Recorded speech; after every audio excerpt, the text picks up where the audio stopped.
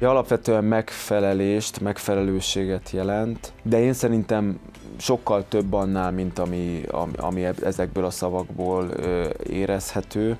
A compliance alapvetően egy világlátás. Egy olyan világlátás, ami alapvetően arról szól, hogy erkölcsösen, tisztességesen, becsületesen versenyezzünk egymással, vállalatok, és az adott cégen belül a lehető legnormálisabb hangulatban tudjunk egymást tisztelve, megbecsülve, támogatva tudjunk együtt dolgozni. Én a magyar nyelv nagy szerelmese vagyok, de azt gondolom, hogy e tekintetben a magyar megfelelőség szó nem teljesen írja le azt, hogy mi az a compliance, és hogyha az emberek beletörődtek abba, hogy a marketinget nem piacozásnak hívjuk, hanem marketingnek, vagy a controllingot is most már így elfogadjuk, hogy így hívjuk egy cégnél, hogy controlling.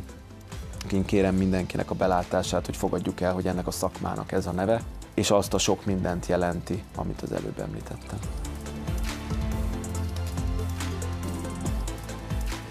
Nem gondolom, hogy lennének ilyen kész, dobozos compliance megoldások, ugyanakkor compliance keretrendszerek azért mégiscsak léteznek. Én azt hiszem, hogy való az, hogy az ember megvizsgáljon több működő compliance keretrendszert, természetesen össze lehet a best practice-eket szedegetni, azért szektoronként erősen változik, hogy mit nevezünk compliance-nek, és ez így nagyjából rendben is van. De szerintem a compliance nem tud jól működni anélkül, hogy az adott céget ne ismernénk jól. Tehát a válaszom röviden, lehet ilyeneket keresni, talán érdemes is tájékozódni, de mindenképpen egyedi megoldásra van szükség. Én azt gondolom, hogy igen, számos tanulmány mutatja azt, hogy ott, ahol compliant vállalati légkör van, ott a dolgozók sokkal elkötelezettebbek a munkáltatójuk, a munkahelyük iránt. Ott sokkal alacsonyabb a fluktuáció, ott biztonságban érzik magukat, és ott, ahol az emberek biztonságban érzik magukat, mert azt érzik, hogy ez az ő helyük, ez az ő cégük, ez az ő csapatuk, ami iránt el tudnak köteleződni, ott konkrét tanulmányok mutatják, hogy a produktivitás is megnő. Úgyhogy én mindenképpen bíztatnám akár a kisebb vállalatokat is, föltárni az esetleges összeférhetetlenségi helyzeteket, azokat, ahol a munkáltatói meg a munkavállalói érdek egymással súlyosan szembe megy. Úgyhogy én bátorítanék mindenkit, igen, a kicsiket is. Tehát én szerintem nem ér azt mondani, hogy mi kicsik vagyunk, és nekünk ezek nem fontosak. Nektek is fontosak, esetleg még nem látjátok az előnyeit. Aztán meg, hogyha a kicsiségből hirtelen nagyobbság lesz, tudok olyan céget, aki hirtelen 3 fősből 100 fősre duzzadt, mert egyszerűen egy jó üzleti húzás után olyan szinten nőtt meg a feladat, és akkor nyilván ezzel párhuzamosan az árbevétel is, akkor, hogyha az ember legalább valami kis magocskák el vannak vetve, és abból próbálja építeni, akkor nem teljesen új. Ahogy egyre nagyobb vagy, a compliance-nek a jelentősége egyre nagyobb lesz, és a partnereid is, különösen, hogyha nemzetközi piacra lépsz, akkor el fogják várni tőled, hogy compliant módon működj.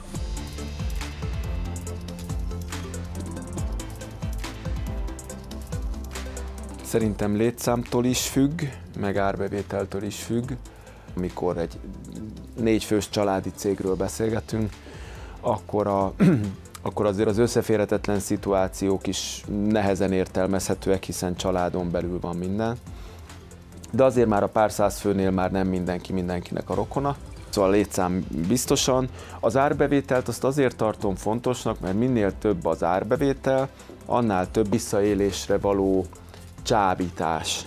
Tehát ez a két aspektus mindenképpen létezik, de én egy harmadikat is behoznék, és az pedig az, hogy nemzetközi piacon óhajt-e versenyezni, mert ha igen, és ezt mondjuk különösen, hogyha nyugatra meg északra megy, ott már ezek a játékszabályok. Egyébként halkan jegyzem meg, hogy az a tapasztalatom, hogy legalábbis az Európai Unióban még a tőlünk délre vagy keletre lévő országok esetén is már komolyan veszik a compliance-t. Tehát összefoglalva az említett szempontokon túl a nemzetköziség is fontos. Én azt gondolom, hogy a tanácsadó alkalmazása is fontos, már csak azért is, mert be tud hozni egy olyan tapasztalatot más helyről, más szektorból, más adott esetben más országból, ami segíteni tud. Nagyon sok felesleges huroktól, zsákutcától tudja megkímélni az adott szervezetet. Ugyanakkor nagyon fontosnak tartom, hogy legyen ennek a témának az adott cégen belül is gazdája, aki ezt a programot futtatja, aki ezért a témáért felelős, hozzátéve, hogy nem elegendő az, hogy kijelölnek adott esetben egy compliance-est, vagy egy compliance officert, hanem rendkívül fontos, hogy az egész szervezet, de különösen és elsősorban a felső vezetés magáévá tegye ezt a szemléletet. A világ legjobb compliance officerének munkája sem ér fabatkát sem, hogyha a felső vezetés nem elkötelezett, ha a felső vezetés nem mutat jó példát. Fantasztikus szerepe van a felsővezetői példamutatásnak. Ha azt látjuk, hogy tisztességesen bánunk a kollégákkal, nem szégyenítjük meg őket mindenki előtt, nem kiabálunk velük, kérünk és nem követelünk, világosan elmagyarázzuk, hogy mi a feladat. Ha valaki visszakérdez, azt mi azt jó néven vesszük, és világosabban fogalmazunk, és nem megsértődünk, vagy lehülyézzük, hogy lehet ilyet kérdezni. Ha valaki esetleg botlik, emberek vagyunk, botlunk, és azt nekünk jelzi, akkor a megfelelő empátiával, körültekintéssel kezeljük, nem szégyenítjük meg e tekintetben sem. Ha a bizalom légkörét építjük ki, hogyha a kollégáink biztosak lehetnek abban, hogy számíthatnak ránk, és hogyha esetleg valamit elrontanak, akkor nem azonnal kilépünk mögülük, és bedobjuk őket, hogy a Sanyi volt a hibás. Nagyon fontos, hogy a teljes szervezet ezt magáévá tegye, és a felsővezetők meg elkötelezetten támogassák a compliance területet is, meg a compliance működését is, annak érdekében, hogy ez a cég ez tényleg compliant módon működhessen. Majdhogy nem bárkiből lehet compliance szakértő, nincs így kőbevésve, hogy milyen végzettségű kell legyél, ez inkább egy mindset, ez inkább egy világlátás. Kell hozzá nyilván a tisztességességre való törekvés hajlama, mert enélkül azért nem megy. Ha az ember képes fölfogni, hogy a közöttünk lévő együttműködésnek záloga az, hogy egymást ne csapjuk be, hogy az általunk közösen létrehozott világot igyekezzünk megóvni, de legyen ez akár környezetvédelmi oldalról, vagy legyen ez bármilyen más oldalról, akkor én szerintem szép sikereket lehet elérni.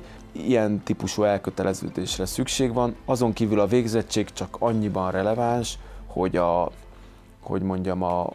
az adott vállalat megértéséhez szükséges kognitív képességekkel azért rendelkezzen.